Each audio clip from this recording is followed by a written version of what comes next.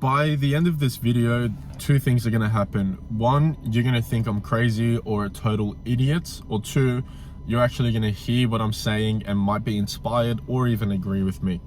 And if you don't agree with me, that is totally cool. We are all different. We all have different wants and needs. Although some are very similar, we all want different things at the end of the day. So you don't have to kind of believe in me. After having watched Hamza's very recent video about how to become a father and where to raise your kids, what countries to raise your kids, one of the most surprising things that I found was the 5 countries that actually allow you to homeschool your kids are the top 5 Western countries: Canada, New Zealand, US, England, and Australia. I live in Australia myself. And as I kept watching the video, Hamza was talking about where and how he wants to raise his kids. And at the old ripe age of 21, me, 21, I won't lie, I've been having thoughts about wanting to have kids for a while. Like for the past 6-7 months, I've just been thinking like, dude, it'd be so awesome to have kids, my own son, my own daughter, and be able to raise them with my values and, you know, see their progress and see their growth. And the first moment, you know, your daughter says daddy, or the first moment your son says daddy, and they start walking, and you know, you teach your son how to ride a bike and he's like, dad, look at me, I learned how to ride a bike. And you're just like, you're crying inside, but like you got to put up a front like, oh yeah, you know, good on you, son, you know, well done, son. But inside you're crying. It's like, oh, my son, he knows how to ride a bike. Oh man, I don't know, it just makes me want to tear up. Where are we supposed to live? Where are we supposed to live? Are we supposed to live in cities? Because if you go back thousands of hundreds of years ago, we didn't live in cities or towns or communities. We lived in little villages. We lived in a house that was just enough for the family, you know, where maybe the kids shared a room, the husband and wife shared a room, kitchen, lounge room, blah, blah, blah, and storage.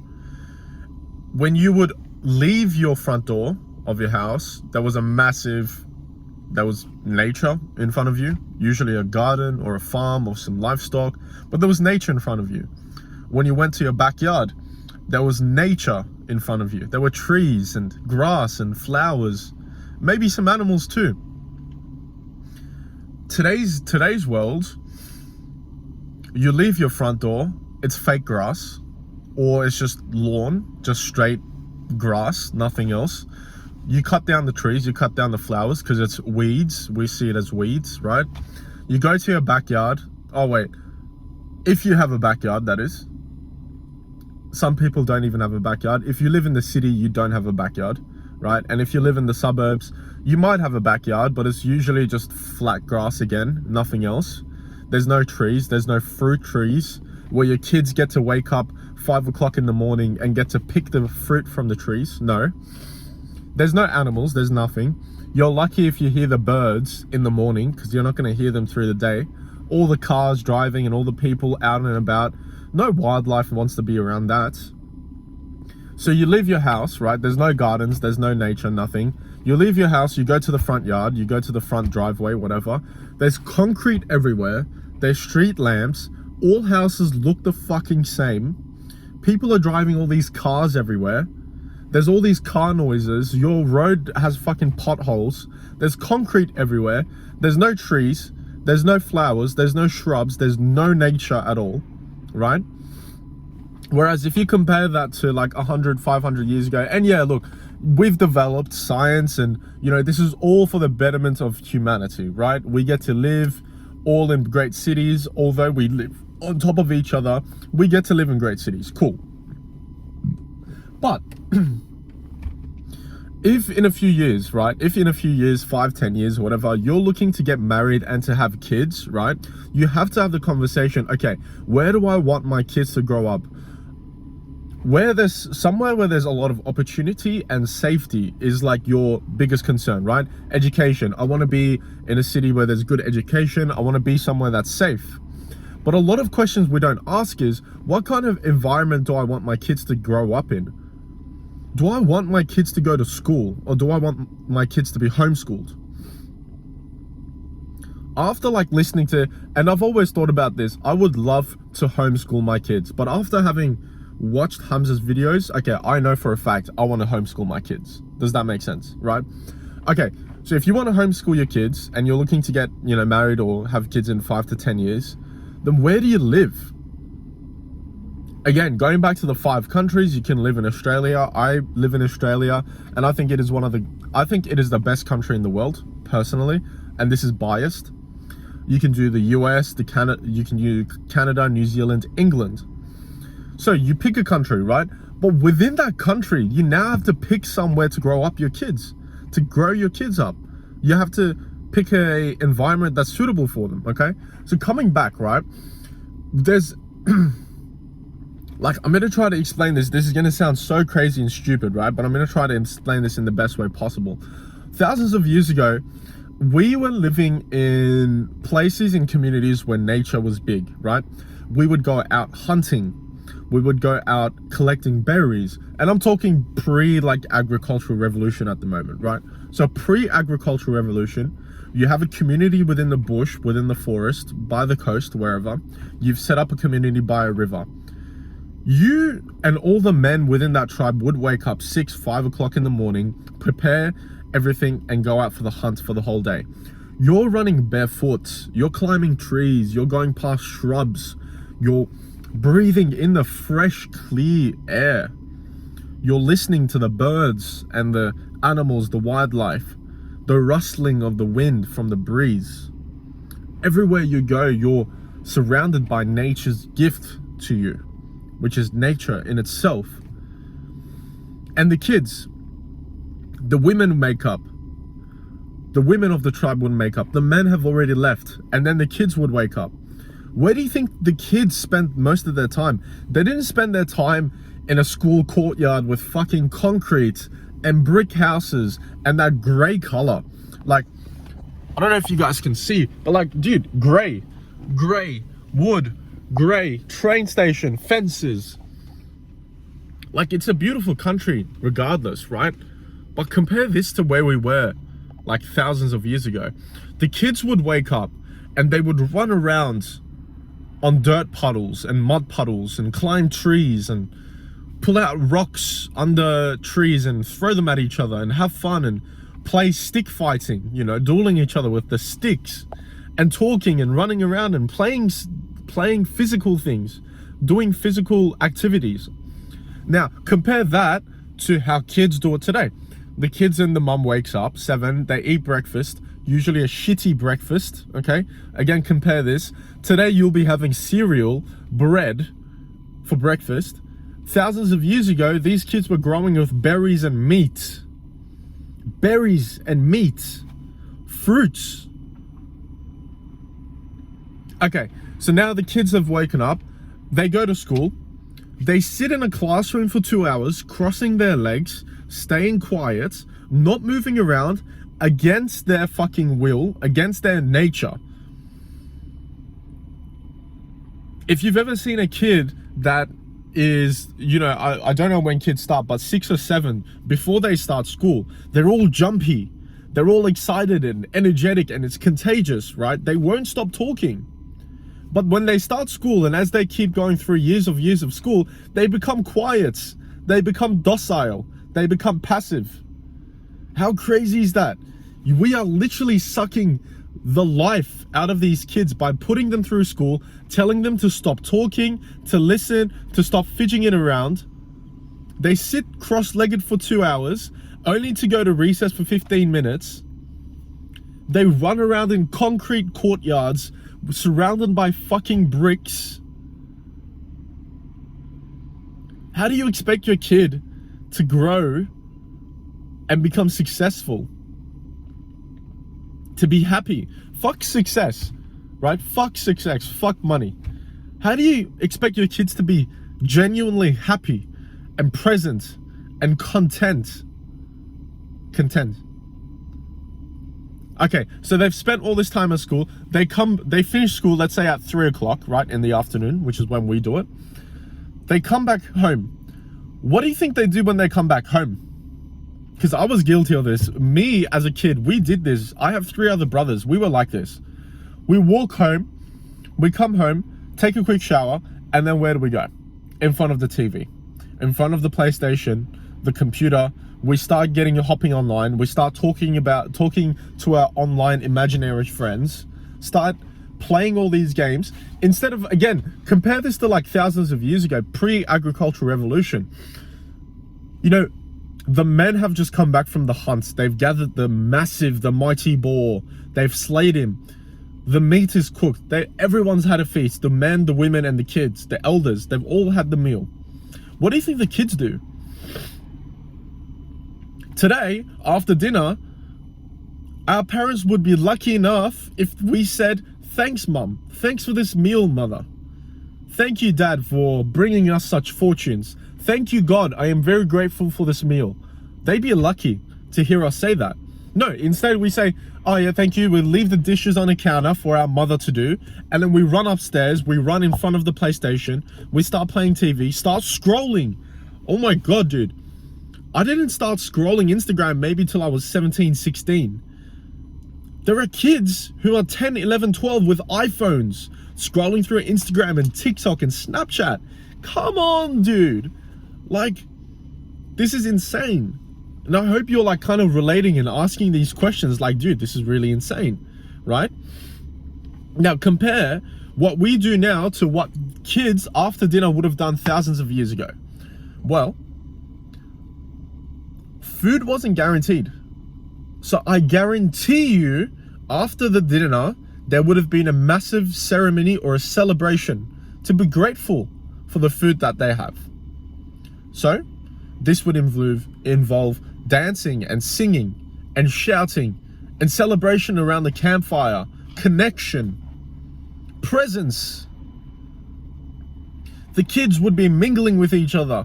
The values of gratitude and thanking and being content would have been passed down, because food tomorrow isn't guaranteed. So these kids aren't going to grow up being spoiled. "Oh, Dad, where's the food today? Why don't you have food today?" It's not guaranteed. We have to hunt. Sometimes men die bringing that mighty boar back. So we would have been celebrating for what we have. We would have been grateful for what we have. But today, no, we don't. We're out and about. We just play games and don't even thank our father and mother. So where are we supposed to live?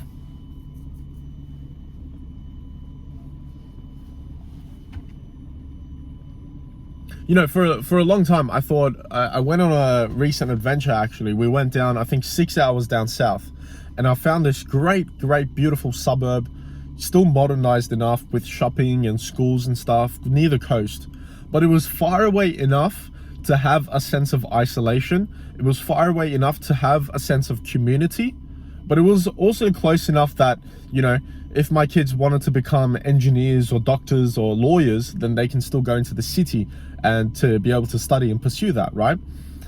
But like, you don't want to be too extreme in the sense that you just go off into the woods and create a fucking community yourself.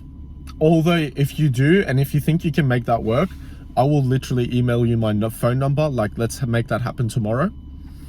But you also don't want to be in the city and close enough to the city where you're completely surrounded by ideals and values and morals that you don't subscribe to, and a degenerate lifestyle which you also don't subscribe to, where your kids after graduating high school might go to uni, fuck around, sleep around, do drugs, do alcohol. God forbid they start paying for women, right? God forbid they catch STDs and get caught up in gang life or get caught with drugs, right? God forbid they get involved in crime, right? Because everyone around them is, right? God forbid they become materialists, bro. All right. Personally, okay, you sleep around, okay, I don't like it.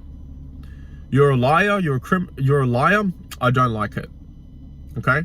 You're spoiled, I don't like it. You're not grateful, I don't like it. But if you are a materialist, that just doesn't sit with me. And everyone in the city, everyone that lives in modern cities are materialists. I live in the modern cities. I'm a materialist to some degree.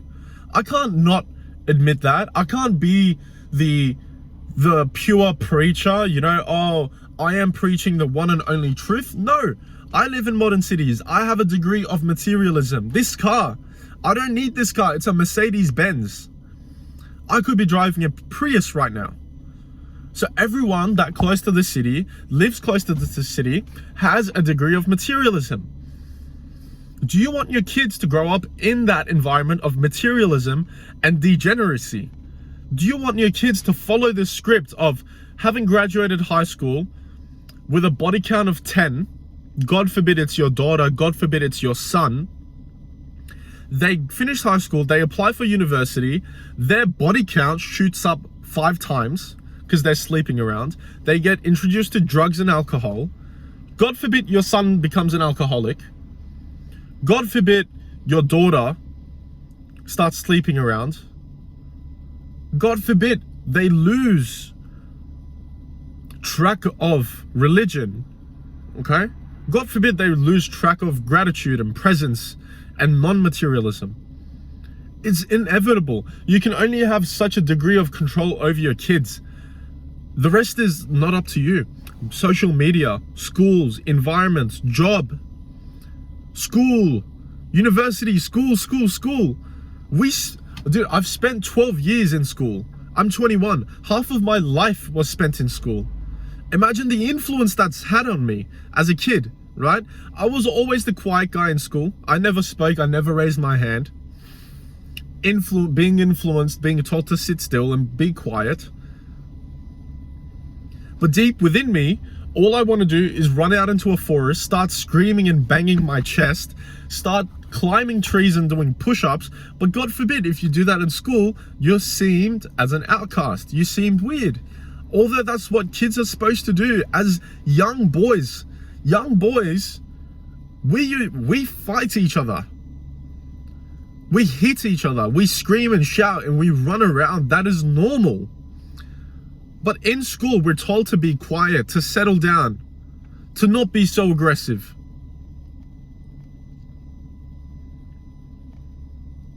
And women, young girls, they're social creatures.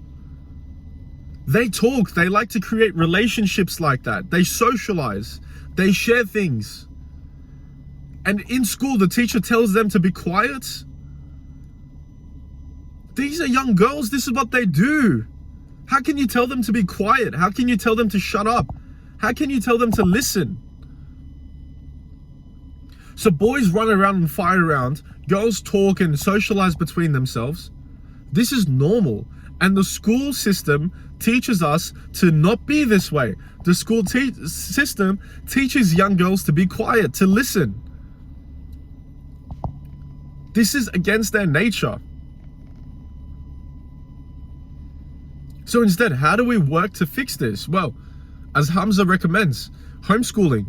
Homeschool your kids. Another thing, avoid living in the cities. Avoid living in big suburbs. And look, this is all cool. This is all advice. You know, this is all cool. It's not applicable to everyone, right? But ideally, you want to be able to have some sort of financial freedom. You want to be making money. You don't want to be forced into a job and be living paycheck to paycheck. You want to be making some sort of decent money, right? To be able to afford this lifestyle. This is like, you know, this all sounds like escaping the matrix and stuff. And in order to escape the matrix, well, you can't be a part of the matrix to escape it. You need some sort of money. So what you would do, you'd inquire about homeschooling your kids. You'd move out away from the suburbs, but still close enough. Isolated enough, but still close enough and community enough. You'd want to grow your children in the best nature way possible, as close to nature, as close to our old ways. Include ceremonies and rituals of gratitude, rituals of celebration, celebrating your son's achievements, your daughter's achievements. Now we get, oh dude, I'm getting such tangents. This is a 20-minute video and I could have explained this in 5 minutes. But bro, we're getting awards for attending. I remember when I graduated, I opened up my graduation folder and I looked at all the awards that I got. attending. Oh, you attended cross country. You attended the athletics. You attended the swimming carnival. Like, bruh, I got an award for attending. If I get an award for attending, what about the guy that got #1 award and he had to work his entire fucking childhood to get that? Celebration has no meaning anymore. Achievement has no meaning anymore. So then imagine when your son finally learns that one thing that you've been teaching him for weeks. Celebrates. Perform a ritual, a ceremony. Celebrate your son's success. Celebrate your daughter's success.